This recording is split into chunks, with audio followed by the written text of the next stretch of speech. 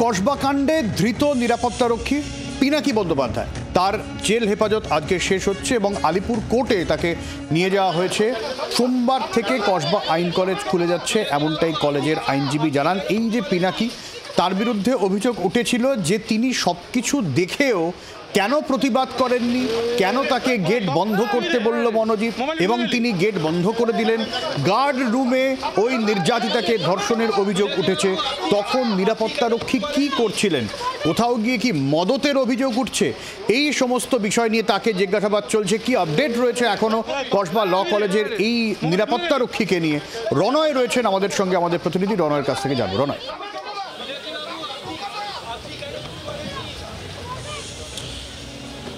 সব্যসাচী, যেমনটা তুমি বলছিলে যে মদতের অভিযোগ রয়েছে কিনা, পাশাপাশি পুলিশ কর্তারা এও জানার চেষ্টা করছেন যে তাকে ভয় দেখানো হয়েছিল কিনা। দুদিক থেকে তদন্তকারী কর্তারা দুটো বিষয় গুরুত্ব দিয়ে দেখছেন। তবে একটা বিষয় পুলিশ কর্তারা যেটা বারবার জানিয়েছেন বা আদালতের কাছেও তুলেছেন, বিষয়টা যখন একজন নিরাপত্তা রক্ষী যখন তিনি দেখলেন যে একটা ঘরের মধ্যে, একটা রুমের মধ্যে একটি মেয়েকে ধর্ষণ করা হচ্ছে, গণধর্ষণ করা হচ্ছে, সেখানে আরও কয়েকজন জড়িত, মোট 3 জন, সেখানে কেন কেউ প্রতিবাদ করলো না, কেন তিনি বিষয়টা জানালেন না? যদিও ওই নিরাপত্তা রক্ষী গ্রেপ্তারের পর পুলিশকে জানিয়েছেন যে তাকে প্রথমে একটি ঘরে আটকে রাখা হয় এবং পরবর্তীকালে তার মোবাইল ফোন পর্যন্ত কেড়ে নেওয়া হয়। এদিকেই পুলিশ কর্তাদের প্রশ্ন, পরবর্তীকালে তাকে ছেড়ে দেওয়া হয়েছিল, তার ফোন দিয়ে দেওয়া হয়েছিল, তারপরে কেন তিনি বললেন না, কেন তিনি জানালেন না তার ঊর্ধ্বতন কর্তৃপক্ষকে বা কলেজ কর্তৃপক্ষকে, বিষয়টা কেন জানালেন না? এবং রণয়, তুমি দেখো এই ঘটনা যখন ঘটছে, গোটা বিষয়টা ধীরে ধীরে প্রকাশ পাচ্ছে যে পরিকল্পনা মাফিক। এবং শুধু এইটা নয়, আগেও অনেকবার হয়েছে, তারপরেও তিনি কিছু বললেন না। রণয়, এটা নিয়েও তো প্রশ্ন উঠছে।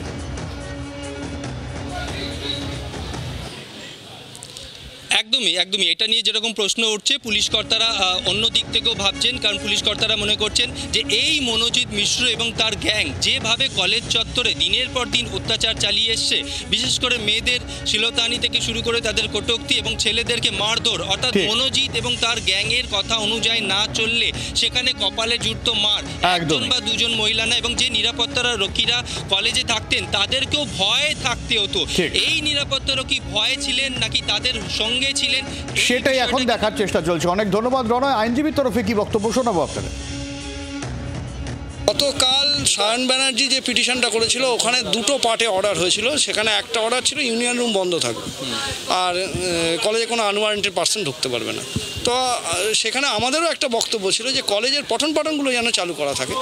তো সেই বক্তব্য শুনে অনারেবল জাস্টিস অনারেবল হাইকোর্ট সেখানে আমাদের একটা অর্ডার দেয়। সেই অর্ডারের ভিত্তিতে আজকে আমরা গতকালই আমরা পুলিশকে মেল করেছিলাম। সেই মেলের একটা জবাব এসছে। মেলের জবাবে আজকে জানানো হয়েছে পুলিশের পক্ষ থেকে কলেজ খোলার ক্ষেত্রে কোনো আপত্তি নেই, পঠন পাঠনের পারপাসে।